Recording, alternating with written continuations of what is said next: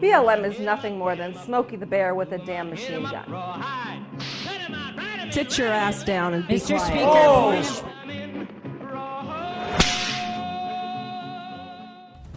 Thank you for tuning in to On Target with Michele. I'm Assemblywoman Michele Fiore. We have 7 of our American patriots found not guilty by an incredible Oregon jury. Our first 7 patriots who were camping at the Malyard Refuge that have been acquitted on all charges are Ammon Bundy, Ryan Bundy, David Fry, Jeff Banta, Shauna Cox, Kenneth Madenbach, and Neil Wempler. The trial was long, and thank goodness the jurors weeded out a juror that expressed his bias. Juror 11 worked for the BLM and was also a corrections officer. He was replaced Wednesday with Juror 18. Most people are unaware, out of 7 defendants that stood trial, there were more than double FBI informants. One FBI informant, Fabio Menasci of Las Vegas, infiltrated the refuge under the name John Kilman. This paid FBI informant brought weapons to the refuge and was training people how to shoot firearms. The prosecutor showed the jury a big stack of firearms and ammunition, trying to sway the jury that our cowboys were ready to use lethal force against federal agents. However, when the truth came out that the FBI sent in a paid informant to bring weapons, and the weapons were the FBI's, right? I believe that's entrapment. I want you to understand the criminality of the FBI's actions. First, they pay cash. Let's take FBI informant Terry Linnell. Her aesthetics are of an old hippie. Kind of fits right in. The FBI paid her $3,000 cash to go into the refuge per Terry Linnell. I believe she only spent 12 to 14 days there. Her job was to call her FBI handler daily and report on the defendants. Terry Linnell has found it very lucrative to be an informant. I personally spoke with her when I was in Oregon testifying. She informed me that the FBI had paid her to infiltrate the Oath Keepers and paid her $100 a meeting.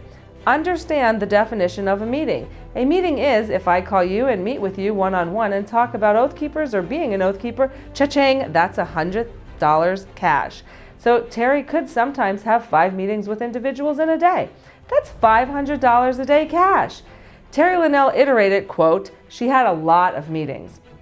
Another informant, I believe his name is Tim Davis, a veteran, got into a physical altercation, stole walkie-talkie, and gave it to the FBI to hear what was happening on the inside. As an American taxpayer who's constantly scrutinized by the IRS, the FBI, a federal government agency, can pay informants cash under a made-up name and claim nothing. Who pays taxes on that? If it's good for the federal government, it should be good for the American people too, right? Maybe employers should start following the FBI's example and pay their employees cash bonuses under their dog's name. Would that be okay? That's what the FBI is doing.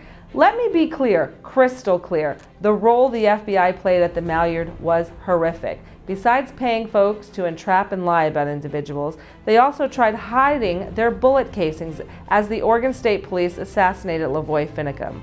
They tried implementing a cover-up.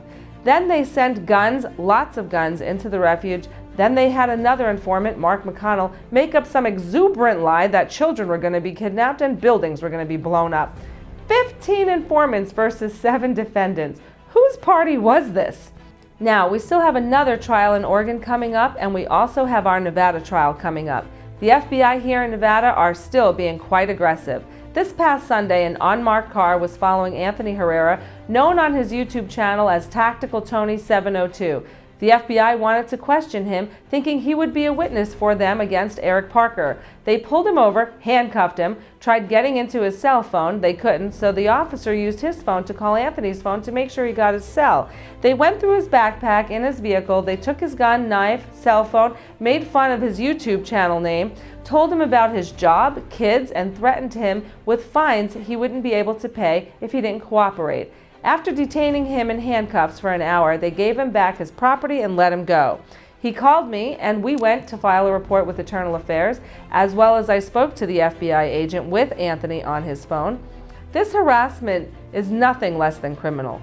Another very disturbing tactic of the FBI was to send in an undercover film crew to Bunkerville, Longbow Productions. They filmed the Bundys and many others, not disclosing that they were officers. Their actions violated these individuals' Fifth Amendment right against self-incrimination and any search. Longbow also fed many people alcohol to get them intoxicated and talk on camera. Any video footage obtained and submitted by Longbow Productions, aka the FBI, needs to be disregarded and not admissible in court. Now, let's look at a big problem brewing here in Nevada. The court is trying to pick a jury here in Nevada. However, after receiving over 700,000 mail pieces with Cliven Bundy's picture on it and endless TV commercials, the jury pool has been tainted. In order to receive a fair trial for Bunkerville, we're going to have to change the venue. Thanks for tuning in to another episode of On Target with Michele. I'm Assemblywoman Michele Fiore.